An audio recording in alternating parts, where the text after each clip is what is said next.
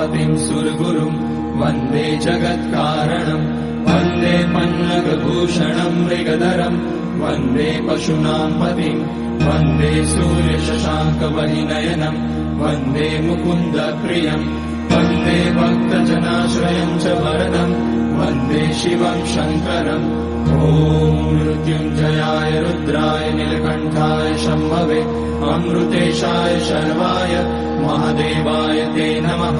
नमस्तेऽस्तु भगवन् विश्वेश्वराय महादेवाय त्र्यम्बकाय त्रिपुरान्तकाय त्रिकाग्निकालाय कालाग्निरुद्राय नीलकण्ठाय मृत्युञ्जयाय सर्वेश्वराय सदाशिवाय श्रीमान् महादेवाय नमः।